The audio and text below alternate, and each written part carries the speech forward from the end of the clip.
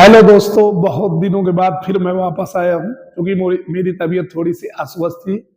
इस वजह से मैं वीडियो लगातार नहीं बना पा रहा था। तो आज मैं आया हूँ फिर। तो चलिए हम लोग आप बात करते हैं आगे वीडियो के बारे में। तो हम लोग आज बात करेंगे अवक्षेपण अपक्रिया के बारे में। अवक्षेपण अपक्रिया क्या होती है? जैसा कि पहले मैंने आपको बताया दिया कि अपक्रिया कितने प्रकार की होती है, उसमें मैंने बहुत सारी अपक्रियाओं के बारे में बात की थी। जैसे योगात्मक अपक्रियाएं क्या होती है, वियोजन या अपघटन अपक्रियाएं क्या होती है, ठीक। विस्थापन अपक्रिया क्या होती थी, ये भी मैंने आपको पहले ही बता दिया, ठीक। और द्विविस्थापन अपक्रियाएं क्या होती है, फिर उसके बाद मैंने आपको बताया कि ऑक्सीकरण अपक्रिया क्या होती है, अपचयन अपक्रिया क्या होती है, और उसके बाद मैंने आपको रेडॉक्स रिएक्शन के बारे में बताया था, ठीक। उसके बाद हमने अपने अगली वीडियो में बात आपको बताया था कि ऊष्मा क्षेपी अपक्रियाएं क्या होती है और ऊष्मा शोषी अपक्रियाएं क्या होती है। तो इतनी बात मैंने आपको ऑलरेडी बता रखी है। अगर आपने न देखी हो, न समझी हो, तो आप मेरे इससे पहले के 2 वीडियो देखिए, तो उसमें आपको पूरी बात समझ में आ जाएगी, ठीक। तो चलिए हम लोग स्टार्ट करते हैं। अवक्षेपण अपक्रिया क्या होती है, जिसे हम लोग प्रिसिपिटेशन रिएक्शन के नाम से जानते हैं, ठीक। तो वे रासायनिक अपक्रियाएं जिनके फलस्वरूप प्रिसिपिटेट का निर्माण होता है, यानी अवक्षेप का निर्माण होता है। अब आप सोचते होंगे कि ये अवक्षेप क्या होता है, तो समझिए, ठीक है। जैसे आप फटा हुआ दूध देखे होंगे, तो फटे हुए दूध में आपने देखा होगा वो कैसे अघुलनशील पदार्थ बन जाता है, यानी वो दूध के जो कण होते हैं ना, वो दही टाइप के बन जाते हैं, जो उस मतलब पानी जो अलग हो जाता है, दूध का पार्ट क्या हो जाता है, अलग हो जाता है, तो वो उसमें पानी में नहीं घुलता। तो वो एक टाइप का क्या है, प्रिसिपिटेट होगा। ठीक उसी प्रकार आप जब चाय बनाते हैं ना, तो कभी कभी दूध क्या हो जाता है, फट जाता है, तो वो भी एक टाइप का क्या बन जाता है, प्रिसिपिटेट, यानी अवक्षेप बन जाता है। क्या बन जाता है? अवक्षेप बन जाता है। तो वे रासायनिक अपक्रियाएं जिनके फलस्वरूप अवक्षेप का निर्माण होता है, ऐसी रासायनिक अपक्रियाओं को हम लोग अवक्षेपण अपक्रिया के नाम से जानते हैं, ठीक। समझ रहे? तो अवक्षेपण अपक्रिया का मतलब समझ रहे? अवक्षेपण माने अवक्षेप बन जाना, एक अघुलनशील पदार्थ बन जाना जो उसमें ना घुल रहा हो, ठीक। जैसे दूध जब फट जाता है तब भी क्या बनता है, अवक्षेप बनता है। और दही भी एक टाइप का क्या होता है, अवक्षेप के टाइप का ही मतलब होता है, ठीक।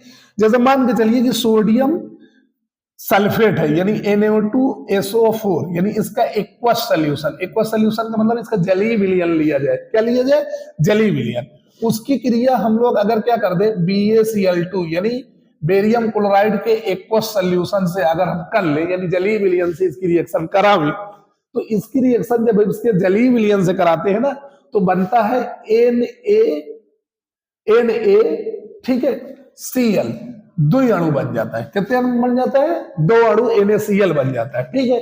और उसके बाद क्या बन जाता है, ठीक है, उसके बाद बन जाता है BaSO4 यानी बेरियम सल्फेट। क्या बन जाता है? बेरियम सल्फेट, ठीक है। इसको हम लोग क्या कहते हैं? प्रिसिपिटेट कहते हैं। क्या कहते हैं? प्रिसिपिटेट कहते हैं, ठीक। तो ये एक अवक्षेप टाइप का बन जाता है। किस टाइप का बन जाता है? अवक्षेप टाइप का बन जाता है। यानी ये एक ऐसा घुलनशील पदार्थ बन जाता है जो इस विलयन में, यानी इसके जलीय विलयन में ये क्या करता रहता है, तैरता रहता है। तो इस प्रकार की अपक्रिया को हम लोग क्या कहते हैं? अवक्षेपण अपक्रिया कहते हैं। क्या कहते हैं? अवक्षेपण अपक्रिया कहते हैं, ठीक। तो समझ गए होंगे अवक्षेपण अपक्रिया क्या है। यदि वे अपक्रियाएं जिनके फलस्वरूप अवक्षेप अर्थात अघुलनशील पदार्थ का क्या होता है, निर्माण होता है, ऐसी अपक्रियाओं को हम लोग अवक्षेपण अपक्रिया कहते हैं। जब सोडियम सल्फेट की क्रिया बेरियम क्लोराइड से कराई जाती है, यानी ये भाई साहब जब इस बहन जैसे रिएक्शन करते हैं, तो ये और इसका अवक्षेप प्राप्त होता है। यानी इसका जब इसकी रिएक्शन यानी सोडियम सल्फेट की रिएक्शन बेरियम क्लोराइड से कराई जाती है, तो बेरियम सल्फेट एक अघुलनशील यानी ये इस टाइप का अवक्षेप क्या होता है, प्राप्त होता है, ठीक है। तो इस अपक्रिया को हम लोग अवक्षेपण अपक्रिया के नाम से जानते हैं, जिसको प्रेसिपिटेशन के नाम से जानते हैं, ठीक। तो चलिए हम आगे बढ़ेंगे, ठीक। अब हम लोग बात करते हैं, ठीक है, तो अब हम लोग बात करते हैं न्यूट्रलाइजेशन रिएक्शन अर्थात उदासीनीकरण अपक्रिया। तो अगली हमारी अपक्रिया है क्या? उदासीनीकरण अपक्रिया। उदासीनीकरण अभिक्रिया, ठीक है। तो उदासीनीकरण अपक्रिया, देखिए ये अपक्रिया क्या होती है। तो जैसा कि नाम से आप जानते हैं उदासीन, क्या नाम है, उदासीन। तो जाहिर सी बात है कि कोई ऐसे पदार्थ रहे होंगे जो एक दूसरे के प्रभाव को नष्ट कर दिए होंगे। तो ऐसी अपक्रिया को हमने कह दिया कि वो एक मतलब ऐसे पदार्थ उन्होंने एक दूसरे के को क्या कर दिया, उदासीन कर दिया। जैसे समझिए कि पुलिस होती है ना, तो पुलिस चोर के प्रभाव को क्या कर देती है, नष्ट कर देती है। जैसे आप बहुत बड़े गुंडे हो, आप घर में आपके बहुत रौब चलता हो, ठीक है, तो आपका चाहे जितना रौब चलता हो, लेकिन पुलिस आपके रौब को क्या कर देती है, खत्म कर देती है, ठीक। तो यानी पुलिस ने आपको क्या कर दिया, उदासीन कर दिया। क्या कर दिया, उदासीन कर दिया। तो ऐसी ही अपक्रिया होती है किसमें, एसिड और बेस के मध्य। जैसे एसिड जब बेस में मिलाया जाता है ना, तो बेस जो है वो एसिड के प्रभाव को खत्म कर देता है, और एसिड जो होता है वो बेस के प्रभाव को खत्म कर देता है। अर्थात कहने का मतलब यह है कि जो एसिड यानी जो अम्ल होता है, वो क्षार द्वारा अपनी अम्लता को क्या कर देता है, खो देता है। यानी क्षार जो है उसके प्रभाव को क्या कर देता है, नष्ट कर देता है। अर्थात अब अम्ल नहीं रह जाता। इसी तरह जब अम्ल भी तो क्षार को क्या कर देता है, उसके प्रभाव को नष्ट कर देता है। जो क्षार होता है जब अम्ल में मिलाया जाता है, तो अम्ल क्षार के प्रभाव को नष्ट कर देता है, अर्थात उसके क्षारीय गुण को समाप्त कर देता है। और क्षार जो होता है वो अम्ल के अम्लीय गुण को क्या कर देता है, समाप्त कर देता है। तो ऐसी अपक्रिया को हम कहते हैं कि उदासीनीकरण क्रिया, क्योंकि इसमें अम्ल ने क्षार को उदासीन कर दिया, क्षार ने अम्ल को उदासीन कर दिया, अर्थात वो एक दूसरे के प्रभाव को क्या कर देते हैं, नष्ट कर देते हैं, ठीक। तो ऐसी अपक्रिया को हम लोग क्या कहते हैं, उदासीनीकरण कहते हैं, ठीक। तो जब किसी अम्ल की क्रिया, जैसे मान के चलिए कि आपका एक अम्ल है HCl, हाइड्रोक्लोरिक एसिड के नाम से जाना जाता है इसको, जब इसकी क्रिया कराया जाता है किससे किससे कराया जाता है, NaOH, ये एक क्षार होता है जिसे हम लोग सोडियम हाइड्रोक्साइड कहते हैं। तो जब कभी भी HCl की क्रिया किससे कराई जाती है, मतलब क्षार से कराई जाती है, यानी ये एक आपका क्या है, अम्ल, ये अम्ल है, और ये आपका क्या है, क्षार। जब अम्ल की क्रिया किससे कराई जाती है, क्षार से कराई जाती है, तो लवण क्या बनता है, लवण, जिसको हम लोग साल्ट कहते हैं, और उसके साथ ही क्या बन जाता है, जल बनता है। क्या बनता है, जल। तो जब भी कभी अम्ल की क्रिया क्षार से कराई जाती है, तो लवण तथा क्या बनता है, जल बनता है। इस अपक्रिया को उदासीनीकरण अपक्रिया कहते हैं, क्योंकि अम्ल जो है वो क्षार के प्रभाव को नष्ट कर देता है, और क्षार जो है वो अम्ल के प्रभाव को नष्ट कर देता है। अर्थात ये एक दूसरे को क्या कर देते हैं, उदासीन करते हैं। और एक उदासीन पदार्थ लवण का क्या होता है, निर्माण होता है, तथा साथ ही में क्या निकलता है, जल निकलता है। तो जब कभी HCl की क्रिया NaOH से कराई जाती है, तो बनता क्या है, NaCl, यानी इसको हम लोग नमक कहते हैं, साधारण नमक, यानी सोडियम क्लोराइड जो होता है, ठीक। और साथ ही क्या निकलता है, H2O, यानी कहने का मतलब HCl की क्रिया यानी हाइड्रोक्लोरिक एसिड की क्रिया NaOH यानी सोडियम हाइड्रोक्साइड के साथ कराने पर सोडियम क्लोराइड तथा क्या बनता है, जल बनता है। तो ये भी एक कौन सी क्रिया हुई, ये भी एक उदासीनीकरण क्रिया हुई। कौन सी क्रिया हुई, उदासीनीकरण। तो दो बात मैंने आपको बताई, अवक्षेपण अपक्रिया, ऐसी अपक्रिया जिसके फलस्वरूप अवक्षेप का निर्माण होता है, ऐसी अपक्रिया को अवक्षेपण अपक्रिया कहते हैं। और ऐसी अपक्रिया जिसमें अम्ल की क्रिया किससे कराई जाती है, क्षार से कराई जाती है, तथा उत्पाद के रूप में हमको लवण तथा क्या मिलता है, जल मिलता है, ऐसी अपक्रिया को हम लोग क्या कहते हैं, उदासीनीकरण अपक्रिया कहते हैं, ठीक। तो इतनी बात आपको समझ में आ गई, ठीक है। आगे बात करते हैं संक्षारण किसे कहते हैं, जिसे हम लोग इंग्लिश में बोलते हैं कोरिजन, ठीक है। तो संक्षारण क्या होता है, ये हम लोग समझेंगे बड़े आसान भाषा में, ठीक है। देखिए पहले समझिए, संक्षारण अर्थात क्षय हो जाना, खत्म हो जाना। जैसे हम लोगों को कभी कभी बीमारियां हो जाती है, जैसे टीबी की बीमारी जैसे हो गई आपकी, तो वो भी एक टाइप का क्या है, संक्षारण ही है। संक्षारण मतलब होता है क्या हो जाना, नष्ट हो जाना। जैसे लोहे को हम लोग फेंक दें अगर ना, तो धीरे धीरे क्या हो जाता है, लोहे पर जंग आ जाता है, ठीक है, जिसके कारण लोहा धीरे धीरे क्या हो जाता है, खराब हो जाता है, ठीक है, समझ रहे। तो वो भी एक टाइप का क्या है, संक्षारण ही है, ठीक है। जैसे मान के चलिए कि लोहे की कील आप दीवार में गाड़ दिए, और कुछ दिन बाद उसको जब आप निकालते हैं ना, तो उस पर एक मोटी सी परत जम जाती है, तो वो भी एक टाइप का क्या है, संक्षारण है। उसी तरह से आपके घर में जैसे मान के चलिए आपकी मम्मी के कोई चांदी का पायल पहने हुए है, तो धीरे धीरे क्या हो जाता है, वो पायल काली पड़ जाती है, तो वो भी एक टाइप का क्या होता है, संक्षारण होता है, ठीक है। उसी तरह आपने देखा होगा कि आपके घर में जो पूजा वाला लोटा होता है, जो पीतल का या तांबे कापर का बना होता है, यानी तांबे का बना होता है, तो उस पर देखते हैं ना कि वो जब बहुत दिन तक उपयोग नहीं किया जाता तो उसके ऊपर एक हरे कलर की क्या हो जाती है, परत जम जाती है। तो वो भी एक टाइप का क्या होता है, संक्षारण होता है। तो हम लोग समझेंगे आसान भाषा में कि संक्षारण क्या होता है। संक्षारण का मतलब होता है कि ऐसा प्रक्रम जिसमें वायु यानी oxygen, carbon dioxide, sulphur dioxide, जल वाष्प आदि द्वारा किसी धातु का क्षय होने लगता है। अर्थात जब कोई धातु कार्बन डाइऑक्साइड, ऑक्सीजन, जल वाष्प, सल्फर डाइऑक्साइड आदि द्वारा ऑक्सीकृत होने लगती है, यानी उसका ऑक्सीकरण होने लगता है, तो ऐसा प्रक्रम जिसमें वस्तु धीरे धीरे क्या होने लगती है, नष्ट होने लगती है, तो ऐसे प्रक्रम को हम लोग क्या कहते हैं, संक्षारण कहते हैं। तो किसी धातु का SO2, O2 आदि द्वारा, जलवाष्प द्वारा क्षय होना क्या कहलाता है, संक्षारण कहलाता है। जैसे लोहे में जंग लगना, इसको इंग्लिश में बोलते हैं रस्टिंग ऑफ आयरन, ये भी एक टाइप का क्या होता है, संक्षारण होता है। ठीक है, तो लोहे को क्या होता है, जब हम लोग खुले में रख देते हैं ना, तो लोहा जो होता है जिसे हम लोग आयरन कहते हैं, ये ऑक्सीजन यानी उसमें उपस्थित नमी, जलवाष्प आदि से क्रिया कर लेता है। तो यानी ये ऑक्सीजन से क्रिया करके क्या बनाता है, Fe2O3 क्या बनाता है, Fe2O3। ठीक है, और इंटू XH2O। XH2O को मतलब यहां पर जो जलवाष्प होता है यानी H2O से भी रिएक्शन ये क्या कर लेता है, कर लेता है। ठीक है, तो ये आपका क्या करता है, रिएक्शन करके क्या बनाता है, क्या बना लेता है, जंग का निर्माण कर लेता है। क्या कर लेता है, जंग का निर्माण कर लेता है। तो ऐसी क्रिया को हम लोग क्या कहते हैं, रस्टिंग ऑफ आयरन, यानी लोहे में क्या लगना, जंग लगना।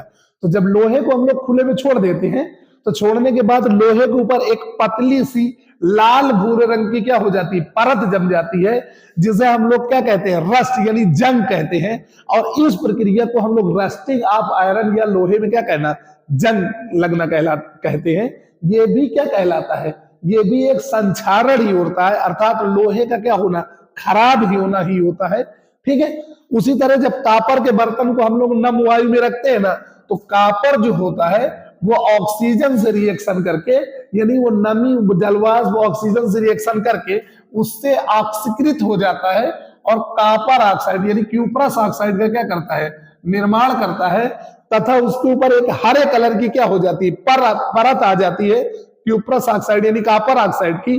तो वो भी एक टाइप का क्या होता है, संक्षारण ही होता है। क्या होता है, संक्षारण होता है। ठीक, तो लोहे में जंग लगना और कॉपर यानी तांबे के ऊपर हरी कलर का परत जमना, ये क्या होता है, संक्षारण यानी क्षरण होता है, धातु का क्या हो जाना, क्षय होना होता है। ठीक, उसके बाद आता है कि संक्षारण से बचने के क्या उपाय है।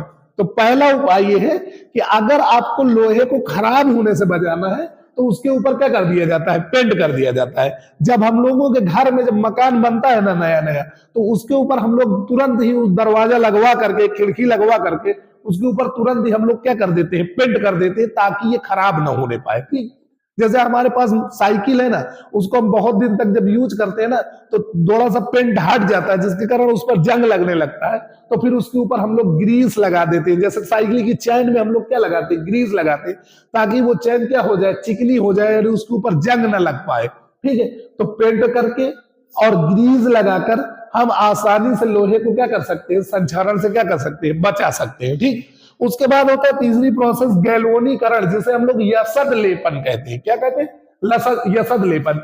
ये क्या होता है, देखिए, जैसे लोहे को, ठीक है, लोहे को जंग से बचाने के लिए, यानी उसकी रस्टिंग से क्या करने के लिए, बचाने के लिए, इसके ऊपर जिंक यानी जस्ते की क्या चढ़ा दी जाती है, परत चढ़ा दी जाती है। ठीक है, जस्ते की क्या चढ़ा दी जाती है, परत चढ़ाती है, जिसके कारण इसका क्षरण क्या हो जाता है, संक्षारण कम हो जाता है, यानी रुक जाता है। तो इस प्रक्रिया को हम लोग यसद लेपन कहते हैं, यानी लोहे के ऊपर जिंक की परत का चढ़ाना क्या कहलाता है, यसद लेपन या गैल्वेनीकरण कहलाता है। क्या कहलाता है, गैल्वेनीकरण कहलाता है। तो हम पेंट करके, ग्रीस लगाकर, यसद लेपन द्वारा आसानी से लोहे को जंग से क्या कर सकते हैं, बचा देते हैं। ठीक, तो एक क्वेश्चन पूछा करता है बोर्ड में कि लोहे को, मतलब लोहे को जंग से बचाने के लिए हम लोग उस पर पेंट क्यों करते हैं? तो भाई लोहे को जंग से बचाने के लिए पेंट इसलिए किया जाता है क्योंकि लोहे का वातावरण में उपस्थित नम वायु आदि से कनेक्शन क्या हो जाए, टूट जाए, जिसके कारण लोहे का ऑक्सीकरण न हो पाए, जिसके कारण वो जंग में परिवर्तित ना हो पाए, अर्थात उसका संचारण क्या हो जाए, खत्म हो जाए। इसीलिए हम लोहे की वस्तु के ऊपर क्या करते हैं, पेंट करते हैं। ठीक है, तो समझ गए। संचारण का मतलब होता है धातु का वायु में उपस्थित नमी, कार्बन डाइऑक्साइड, सल्फर डाइऑक्साइड आदि के कारण क्षय होना, क्षय होने के प्रक्रम को संचारण कहते हैं। जैसे जब कापर का संचारण होता है यानी कापर का ऑक्सीकरण होता है तो क्यूप्रस ऑक्साइड यानी कापर के ऊपर एक हरे कलर की क्या हो जाती है, परत जम जाती है। उसी तरह लोहे में जंग लगना भी क्या होता है, संचारण कहलाता है।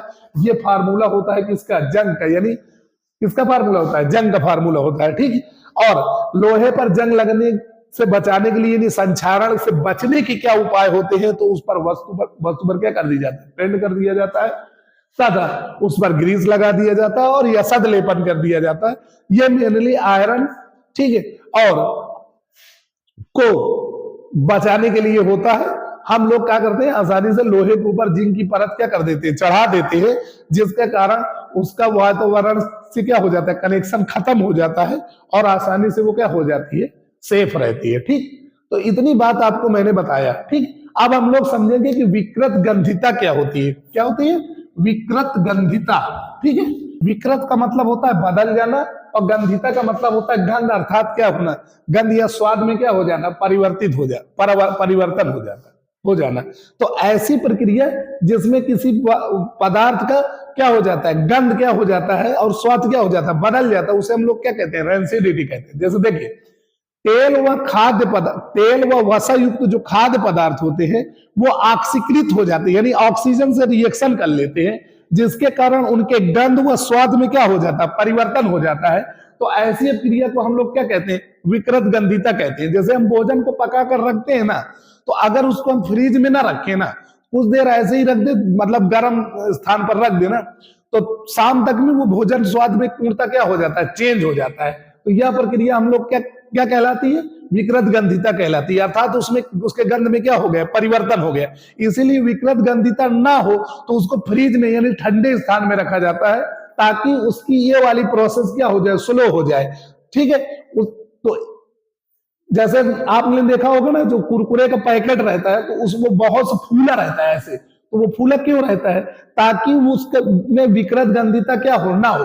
तो उसमें क्या किया जाता है, नाइट्रोजन गैस भर दिया जाता है। क्या भर दिया जाता है, नाइट्रोजन गैस भर दिया जाता है।